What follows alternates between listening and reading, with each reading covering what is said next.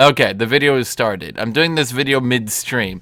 So I've already briefly read this over, but I'm going to guess a few things haven't been addressed in this. Let's go over a few things that this isn't going to address and why this was a complete waste of fucking time. Number one, it didn't address that auto-filled people to top lane can play a tank like Ornn or Malphite or shit like that. Stonewall the lane out completely with these bare minimum absolutely low skill, useless fucking champions. Just stonewall it out, go into a team fight, press their buttons on cooldown, and be more effective, actually more effective than the people trying to actually win the lane, the people trying to actually win the game. The fact that teleporting back to top lane using a champion like Ornn, pressing W on cooldown, keeping your opponent under turret, is actually good enough to beat a very good player. That there are only a few champions that can deal with that, okay? Number two, it's not going to address this. Bruisers have the most expensive item build in the game, but also have the weakest laning phase. Why? Why are tank items 2,000 gold cheaper? I have to kill a tank over 5 times? I have to be 5-0 just to break even with a tank item build? What fucking nonsense is that? Why do 80 carries have the cheapest item build, you know, in addition to being the most powerful at that item build? So I have to be 5-0. I have to have 5 more kills than 80 carry just to break even. Like, maybe Riot doesn't want to address it, but this game sucks. Okay? But let's go read the post. Context, laning in general, a period of small-scale PvP, where it's your skill against 1 or 2, no, it's definitely 2, most of the time. Test different skill from team fighting in particular. No, it tests how many times you can hit Ornn W in a row. It tests how many times you can press Maokai Q in a row. It tests how many times Gnar can throw his Q in a row. Should last for a fair duration, and excess during lane should set you up with a meaningful advantage post-laning phase. If you win hard enough and translate that lead into a wider advantage for your team, that could be very influential in deciding the game outcome. Compare.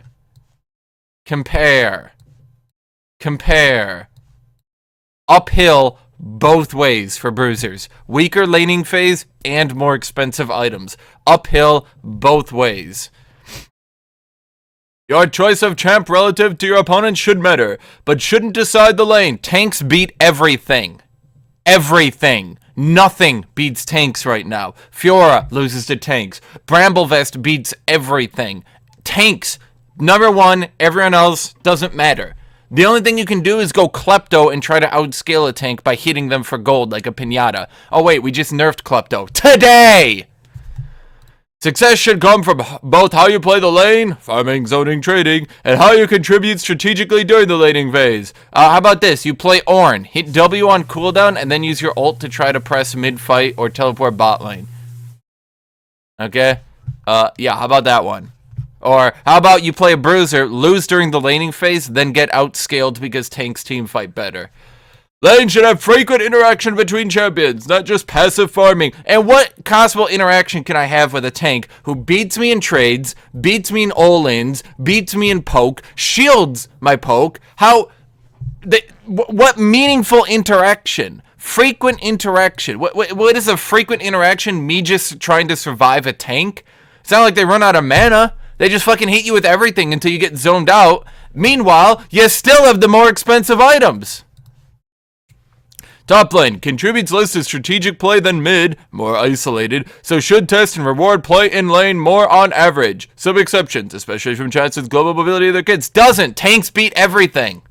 Like, all of this is irrelevant because it doesn't. This is an idealistic post that has nothing to do with reality. The reality of the game is completely different than what this is. This is nothing. You might as well be talking about a different game right now. Should be able to support a wide variety of champion types, in particular those not well suited to solo laning elsewhere. Ideally, all champs should have a home in lane somewhere, though that's been a challenge for us, or sometimes the sub-champs only really existed in the jungle. So, bruisers don't get to play anywhere than top lane, and also in top lane, tanks are better. Thinking emoji.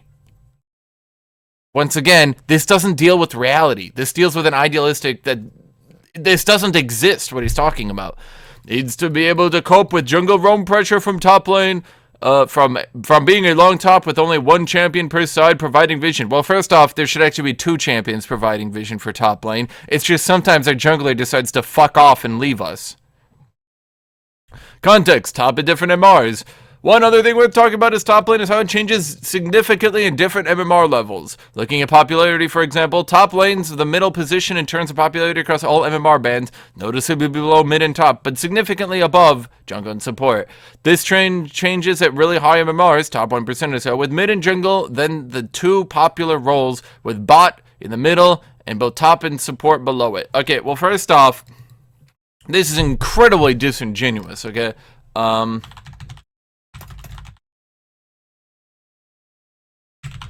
Let me try to find a post here.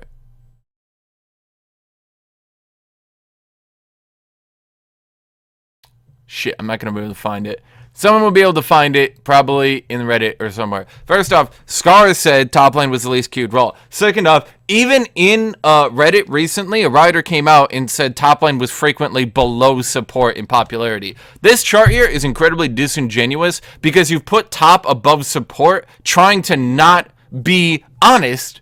You're not trying to be honest in that top is frequently below support. You're putting support next to top lane, below top lane, but the reality is top is frequently below support. Frequently. Admit by Riot fucking themselves. Doing this is just trying to you're trying to muddy the waters here and make it look like it's not dead last.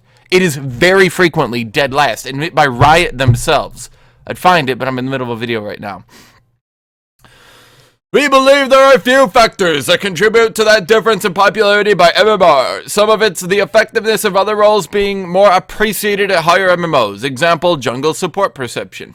Some of it, though, is also that top laner impact on game outcome does decrease somewhat with MMR statistically. More thoughts on that in the section below. What the top lane experience is also also varies, e.g. which champs you commonly play against changes significantly looking at Diamond versus Silver, for example. As does ability to take Ignite versus having to take TP. Okay, let me give you an example here. Every fucking top laner has quit because A, you don't give a shit about their champions, B, all you give a shit about is tanks, and C, tanks aren't fun to fight! So you have people that play Tryndamere or Riven or Jax or whoever the fuck they play who commonly fight auto-filled people who decide to pick a tank and then the tank beats them. Auto-filled support players like teehee, I feel like playing Ornn, and then they just hit W and then you lose. Or they play Maokai and they go and you lose. Or they play Gnar and then you go and you lose. And you're like, huh, what's the fucking point of playing if an auto-filled support, auto-filled mid who first times a tank can beat you in lane on your main? When the imbalance is that fucking diabolical, they'll just quit. Like, let's get real here. They quit. Look at the top lane streams. They fucking quit. Single target spell aggro. Actually, you know what? I'm gonna take a brief break here. Give me 1 second. Give me 1 second, Twitch chat. And, I guess, Reddit chat. Hold up.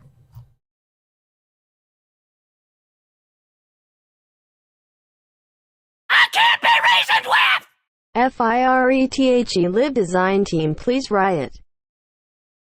Hold up. I'm trying to find it. Just give me a second here.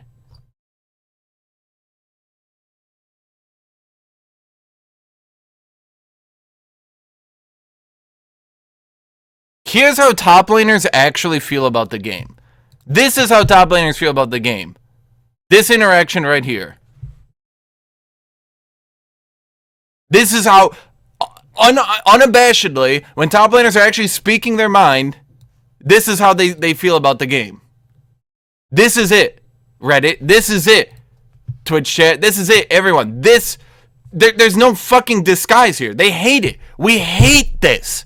We hate this game. This game sucks right now.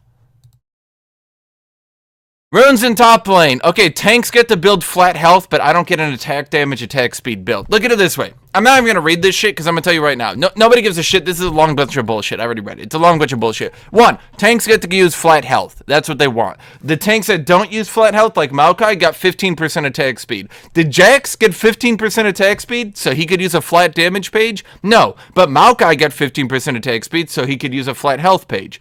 Gnar got... whatever the fuck Gnar got. Ornn, look at it this way. Ornn used to have to choose between either attack speed or flat damage. Or I guess he could choose ability power, but he had to choose which runes fucked him the least. Now, he gets 130 health. Well, shockingly, when a champion who doesn't scale on any stat at all can then decide, I'm just going to choose pure health, yeah, he gets a little bit strong. Everyone used to go 13.5 damage, 13.5 attack speed, 8.5 damage. That was it. Attack speed and damage. Now, if you decide to choose the flat attack speed page, you get out-traded because I choose the flat damage page. If you choose the flat damage page, you can do good, but now you don't have attack speed for sustained damage. No matter which tree you use, the flat damage tree, great. You lose every all-in because the tank beats you in an all-in because you don't have any attack speed. You choose the flat attack speed page. Not only do you lose every all-in because they just use Grasping and Dying and win everything ever, not only do you lose every all-in, but now you have shit poke. There's no option for a bruiser to say, look, I don't really give a shit about health. Look, health is nice. Health is good to have. I don't really give a shit about it. I want damage. I want attack speed. You can't do that anymore. Champ balance and common top laners. Champ balance is also worth talking about, of course, so it's been less of our focus in top while we've been working on a wider systemic stuff above. Yeah, for the last 3 fucking years, dude. 3 fucking years of not working on top balance. Maybe it's time? We did a bit of work on some champs in 7.24B last year, nerfing Jason Timo while buffing Tiamat, Aatrox, Clade, and Renekton. Yeah, none of these champions are viable. Just everyone's scared, none of them are viable. None of them are viable. Their buffs are basically, let's give a tiny bit more damage. Even though Ornn can beat the shit out of Kled and end the fight at half health, I'm sure Kled having 10 more damage on his E, and I'm sure Kled having 2 more attack damage is going to change it. Yeah, that's right. Going from a half health full, Ornn ends at half health, Kled dies, 2 more damage, that fixed it. It's fixed, guys, fixed forever. Rationale there was that those gems were in most need at the time. We saw noticeable improvements to those buffs. Jason Timo didn't get affected that much, however. We since followed that up with nerfs to Kayle, Ornn, and Heimer. Yeah, you removed some of Ornn's only interesting gameplay, was his W making him unstoppable. You didn't actually change the fact that he beats everyone in old trades forever.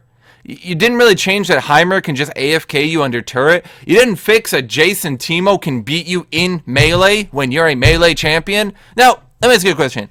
If you're a melee champion and you are beaten in melee, the only thing you can do is try to desperately CS from behind. And that's it. And it's 15 minutes of that. Is that fun? Is that interesting? No! They all quit! All top laners quit because it's not fun to play!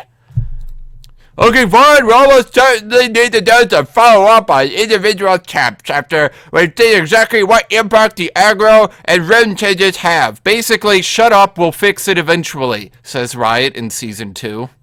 We'll also be buffing Trend in 8.3. Yeah, I've seen it. It won't do fucking shit. Now I need some work soon too, in particular to give him more exploitable weaknesses. Really? You think the champion who has 14% health damage, who just sits in melee range of you with a frozen mallet and kills you in an all-in trade, you think that champion might need some work? 2 years ago, when people figured out the build? Was it 2 years or was it 3? I don't even remember. So what? You just been ignoring it for 3 years, hoping it's been going away? Hoping, like, eventually it'll fucking go away? It's not gonna fucking go away! For God's sake, Riot, do something! Ornn, by contrast, is a trickier case. No, it's not. Remove the percent health on his brittle, make it a flat damage proc. Done. Sorry, you give bruisers nothing but health items with no magic resist. Then you give a champion a combo that does 31% health damage. Yeah, he's gonna beat the shit out of bruisers. Yeah, shockingly. Does that shock anyone? When a class can get 3,000 health with 0 magic resist just by building their core items, yes, a champion with 31% health. Do you actually want to know how much that is? Map that out in your fucking head. That means Orin's combo does 930 damage. Just by pressing W into an auto attack, he does 930 damage to a bruiser. 930 damage to a 3,000 health bruiser. But it's looking like he'll be a rise-like because remove the percent health damage. With bar performance at almost all skill levels while dominating high play, because high play builds the core items you've given them. Remove the percent health damage. We're looking for changes that break his power down from more than elsewhere as a result. Remove his percent health damage. Top lane summary. So we're already done, by the way. There's no changes coming out, no specifics, no numbers, no talk about the Bruiser Keystone. No, we're already done. We're done, guys. Thank you! Thank you for addressing bruisers! Wow, they've been fixed forever! So, to try and sum up a bunch of things up, we believe top lane needs some improvements at both the tactical and the strategic level. Tactically, some things are distorting the lane and need to be addressed. A range of runes, some individual champions, range to rest that doesn't draw aggro. Ability to be aggressive on some champs and get damage to stick on others. We also need further work too. At a strategic level, top's impact on the game at really high MMRs is likely too low. Addressing that likely involves increasing the benefit of winning top lane and looking at how dependent on TP top lane is. So, they haven't said anything. This whole fucking thing, this let's address Hashinshin's complaint video, fucking nothing said. There's nothing here. Try to find any number changes here. Try to find anything that isn't a very disruptive and deceitful lie here, and that's it. That's literally it. It's just it's literally just that. Replace this whole thing with just 20 paragraphs of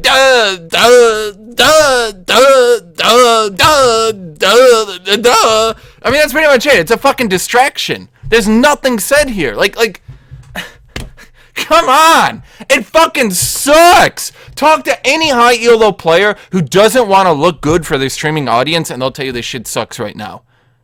Talk to any of them. I guarantee it. If there are any left, by the way. At the end of like 2 months from now, yeah. Finally, yeah.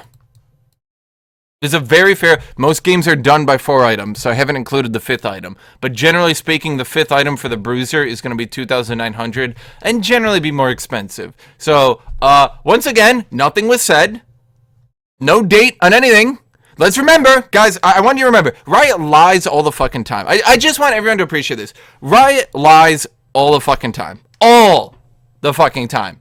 Remember when they said we were going to get the Bruiser rework at the end of Season 6. Then it was pushed back to early Season 7. Then it was pushed back to mid-Season 7. Then it was canceled. Then we were going to get a top lane update at the end of Season 7, early Season 8. Then they said, no, never mind, we don't have enough time for it. And now it's been, what, a month and a half since then?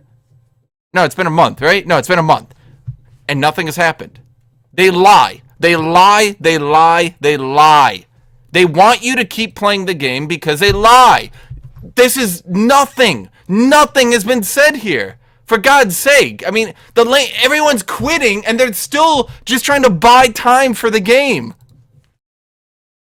That's it. That's my post. This is my top laners are incredibly frustrated video.